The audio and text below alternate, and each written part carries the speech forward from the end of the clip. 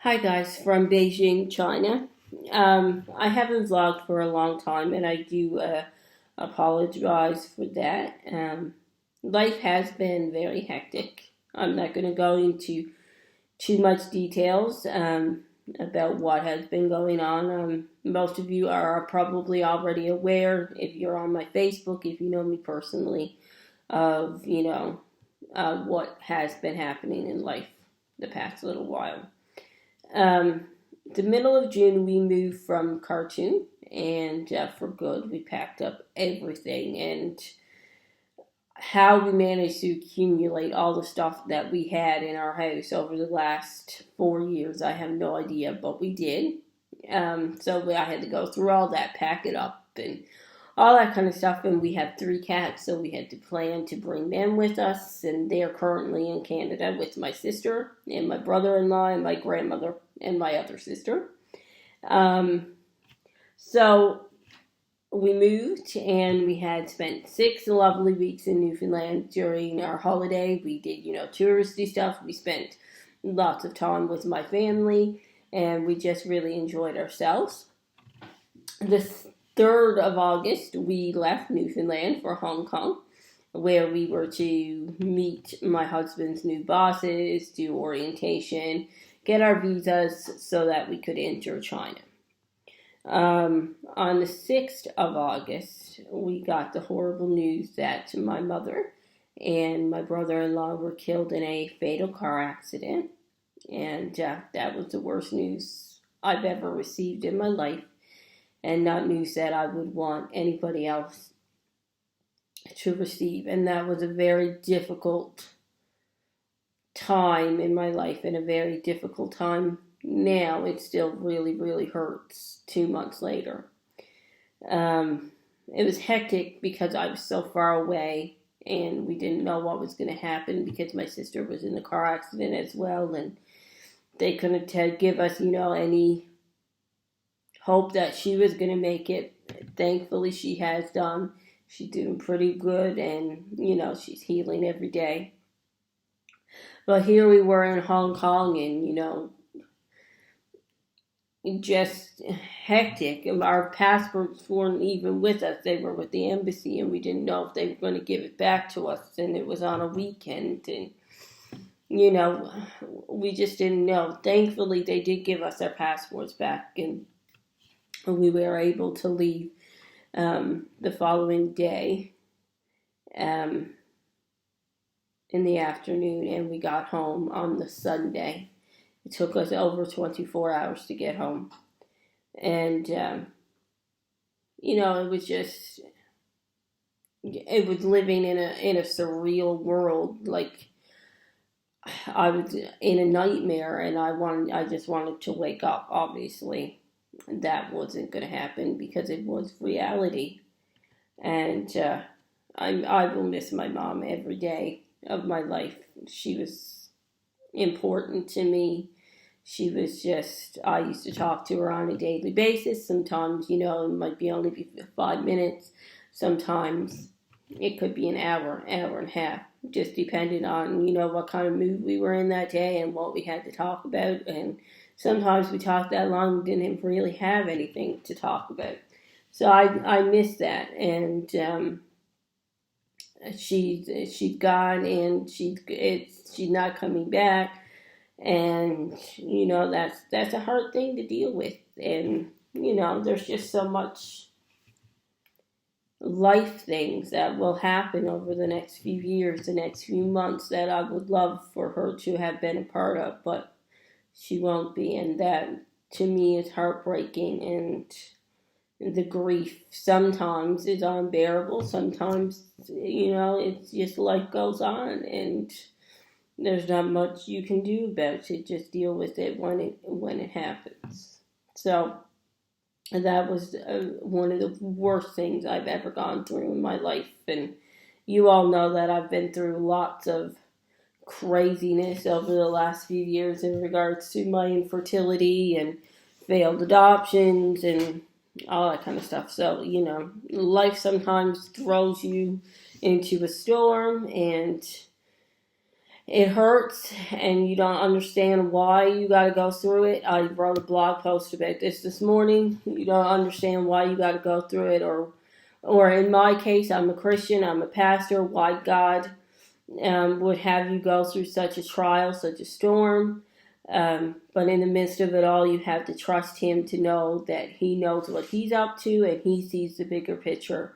And in the end, His grace and His peace is sufficient, and it will get you through any situation that you find yourself in. Now, that's my belief. That's not everybody's belief, and I understand that completely. But that's what gets me through the difficult points in life. So life is sort of calming down. We're getting into, our weekly routines. I'm working, Richard's working. It's nice weather. You can see it's pretty bright behind me. We live in a lovely compound. There's dogs running around. Everybody here seems to have poodles. They're absolutely adorable. And there's a couple of big dogs like huskies and stuff as well, which, anybody who knows me know that I am a animal lover. There is a couple of cats running around that we have bought cat food to feed. And so we really do like it here. We're enjoying it. The people are friendly. They're great. The only downfall is the taxis. It takes me forever to get to work and home from work. But other than that, I have no complaints about Beijing life. We are in the process of starting IVF number 5. Today I start birth control, and I'm going to be on it. I think it's 42 days. It's 2 packs of 21, but I'm not sure if I have to stop it at after 41 tablets or if they're going to want me to take the whole 42 tablets. So I'm just waiting for them to call me back and confirm that, because in the calendar they've given me it's 41 days, but there's 42 pills. So I am taking Marvelon. This is going to come up backwards on the screen.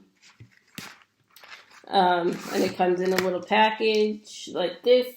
And then I'm just going to open this pack because I'm going to start taking these in a little bit. And then it comes just like that, 21 pills. And then on the back, I got this in Sudan, so there's Arabic written on it. If I had bought it here, it would be Chinese written on it. So I start that today, and I do, straight through 2 packages pretty well. So that should be interesting.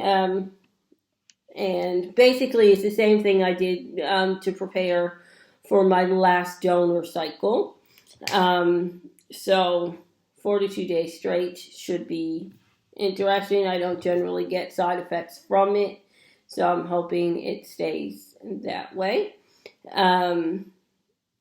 What else in regards to the IVF? I think I'm going to the doctor on Friday here in Beijing to see if I can pick up the rest of the medications that they have prescribed me. They're prescribing me a whole bunch of new medications, and I will do a separate video on each of those and what they're for and why I have to specifically take them and all that kind of stuff. I'll do a different video on my timeline as well in regards to the IVF cycle. So you'll be hearing from me quite a bit in the next little while. Probably not every day and maybe not every week, depending on what's happening. But as I get information to share with you, I will share it. If you have any questions, please ask them. I don't mind answering. So we're hoping this works. This is IVF number 7. I really would prefer not to have to go through IVF anymore.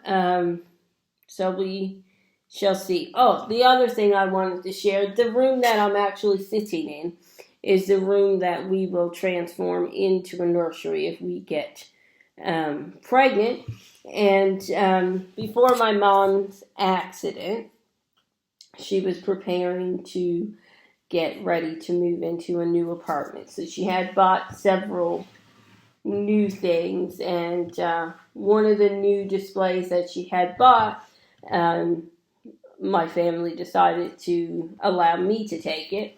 So I just want to share it with you. I think it's going to come up backwards on this video, but these pictures I'm going to put up in the nursery because I think they describe perfectly everything that is incorporated into this IVF cycle for me. I know this video is a bit long, and I apologize for that, but thank you for watching, and please subscribe to my channel. Before I end the video, I'll show you these little pictures. So this one says believe. This one says hope.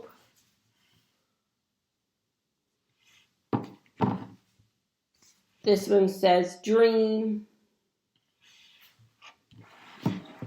And this one says imagine. And then there's one more, which says love. So I think that pretty well sums up the whole IVF journey. And I think it will look beautiful in a nursery for hopefully our baby to come, or babies to come, in the next few months. Thank you again for watching. Have yourself a good day. Bye-bye.